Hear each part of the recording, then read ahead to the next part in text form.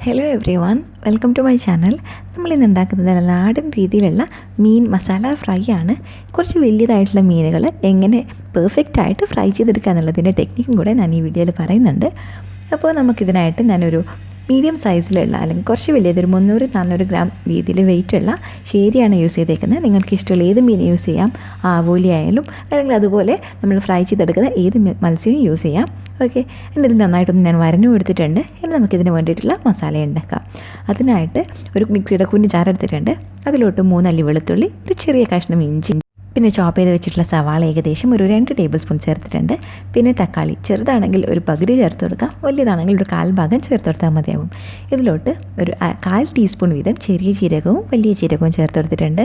പിന്നെ ഒരു നുള്ള് ഉലുവ, 1 ടീസ്പൂൺ കുരുമുളക്, പിന്നെ അതിലേക്ക് 1 ടീസ്പൂൺ തന്നെ നമ്മുടെ ഉണങ്ങിയ ഉലുവയുടെ ഇല, ഒരു 4-5 പച്ചമുളകും കുരുമുളകും നമ്മളുടെ എരിവിനനുസരിച്ച് ചേർത്ത് കൊടുക്കാം. ഇതിലോട്ട് ഒരു 1.5 ടേബിൾ സ്പൂൺ വിനേഗറോ അല്ലെങ്കിൽ ലൈം ജ്യൂസോ കൂടി ചേർത്ത് നമുക്കിതൊക്കെ കൂടി നന്നായിട്ടൊന്ന് പേസ്റ്റ് രൂപത്തിൽ അരച്ചെടുക്കാം. അപ്പോൾ നമ്മളുടെ അരപ്പ് ഇവിടെ റെഡി ആയിട്ടുണ്ട്. ഇനി നമ്മളിതിലേക്ക് ആവശ്യമുള്ള പൊടികൾ ചേർക്കുകയാണ്. നമ്മൾ ആദ്യം തന്നെ പൊടികൾ ചേർത്ത് കഴിഞ്ഞാൽ അത് മിക്സ് ചെയ്യുന്ന സമയത്ത് നമ്മൾ കൂടുതൽ വെള്ളം ചേർക്കേണ്ടി വരും. സോ നമ്മളതിന് ശേഷം മാത്രമാണ് പൊടികൾ ചേർത്ത് കൊടുക്കുന്നത്. നെക്സ്റ്റ് ആദ്യം തന്നെ ഞാൻ ചേർക്കുന്നത് ഒരു 3 ടീസ്പൂൺ കശ്മീരി ചില്ലി പൗഡറാണ്. അപ്പോൾ നല്ല കളറും കൂടെ കിട്ടാൻ വേണ്ടിയിട്ട് ഹെൽപ്പ് ചെയ്യും. കുറച്ച് നിറയുന്ന രീതിയിൽ തന്നെ എടുത്തിട്ടുണ്ട്. അതിലോട്ട് 1 ടീസ്പൂൺ മല്ലിപ്പൊടി, ഒരു 1/4 ടീസ്പൂൺ മഞ്ഞളും കൂടെ ചേർത്ത് നമുക്ക് നന്നായിട്ട് മിക്സ് ചെയ്തെടുക്കാം. മുളക് പൊടിക്ക് പകരം വേണമെന്നുണ്ടെങ്കിൽ നമുക്ക് ഫിഷ് മസാല ആഡ് ചെയ്യാം. നമ്മൾ ഷോപ്പിൽ നിന്ന് നോർമലി വാങ്ങിക്കുന്നത് യൂസ് ചെയ്യുന്നുണ്ടെന്നുണ്ടെങ്കിൽ, അല്ലെങ്കിൽ മുളക് പൊടി യൂസ് ചെയ്യാം. ഇതിലേക്ക് നമ്മൾ ഉപ്പ് ചേർത്തിട്ടുണ്ടായിരുന്നില്ല, അപ്പോൾ ആവശ്യത്തിനുള്ള ഉപ്പും കൂടെ ചേർത്ത് നമുക്കിത് നന്നായിട്ട് മിക്സ് ചെയ്തെടുക്കാം. ഇനി നമ്മളിതിനെ ഫിഷിൻ്റെ മുകളിലോട്ട് മാറ്റുകയാണ് ചെയ്യുന്നത്. അപ്പോൾ ഒരു സ്പാച്ചില വെച്ചിട്ട് അല്ലെങ്കിൽ നമ്മുടെ കൈ വെച്ചിട്ട് നന്നായിട്ട് ഇതിനെ തേച്ച് പിടിപ്പിക്കാം. ഇതിൻ്റെ മുകളിൽ നല്ല തിക്കായിട്ടുള്ളൊരു കോട്ടിങ് വരുന്നത് പോലെ വേണം നമ്മൾ ചെയ്യാനായിട്ട്.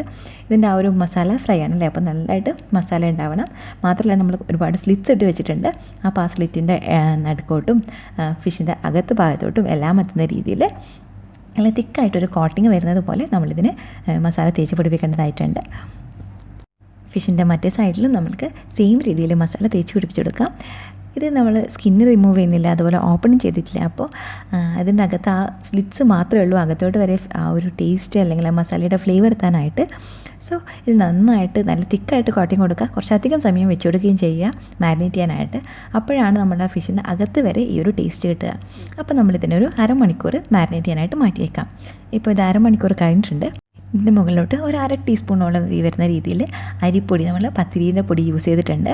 അങ്ങനെ യൂസ് ചെയ്യുന്നത് കൊണ്ട് തന്നെ നമ്മൾ ഈ ഫിഷ് ഫ്രൈ ചെയ്യുന്ന സമയത്ത് ഇതിൻ്റെ മസാല ആ ഫിഷിൻ്റെ മുകളിൽ തന്നെ നിൽക്കുന്നിട്ടാൻ വേണ്ടിയിട്ട് ഹെൽപ്പ് ചെയ്യും.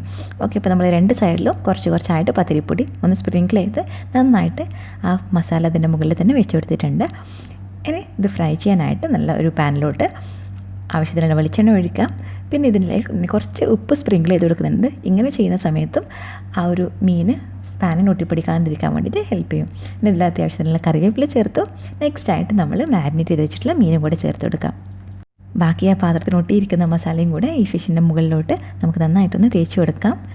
ഓക്കെ, അപ്പോൾ ഇതിന് ശേഷം നമ്മളൊരു മീഡിയം ഫ്ലെയിമിൽ 2 മിനിറ്റ് ആദ്യം മീനിനെ കുക്ക് ചെയ്യാണ്. ബാക്കിയുള്ള സമയം മീൻ കുക്കാവുന്നത് വരെ നമ്മൾ പിന്നെ ലോ ഫ്ലെയിമിൽ വെച്ചിട്ടാണ് കുക്ക് ചെയ്തെടുക്കുന്നത്. അപ്പോൾ ഞാനിവിടെ ടോട്ടൽ 4 മിനിറ്റാണ് കുക്ക് ചെയ്തിട്ടുള്ളത് ഒരു സൈഡ്. അപ്പോഴേക്കും തന്നെ ഈ മീൻ ഫ്രൈ ആയിട്ട് വന്നിട്ടുണ്ട്. ഓക്കെ, നമ്മൾ ആ ഒരു മീനിൻ്റെ വലുപ്പത്തിനനുസരിച്ച് ആ ഒരു ടൈമിൽ മാറ്റം വരുത്തേണ്ടതുണ്ട്. അതിനുശേഷം ടേൺ ചെയ്തതിന് ശേഷം ആദ്യത്തെ ഒരു 2 മിനിറ്റ് നമ്മൾ മീഡിയം ഫ്ലെയിമിൽ വെച്ച് കൊടുക്കാം. അതിനുശേഷം വീണ്ടും ഒരു 2 മിനിറ്റ് ലോ ഫ്ലെയിമിൽ വെച്ച് കൊടുക്കാം. അപ്പോഴേക്കും നമ്മുടെ മീൻ നല്ല പെർഫെക്റ്റ് ആയിട്ട് കുക്കായിട്ട് വന്നിട്ടുണ്ടാവും. നമ്മൾ കുറച്ചും കൂടെ ഒന്ന് ക്രിസ്പി ആയ രീതിയിൽ, കുറച്ച് ഡ്രൈ ആയിട്ടുള്ള രീതിയിലാണ് വേണ്ടത് എന്നുണ്ടെങ്കിൽ ലാസ്റ്റ് 1 മിനിറ്റ് മീഡിയം ഫ്ലെയിമിൽ വീണ്ടും വെച്ച് കൊടുത്താൽ മതിയാവും.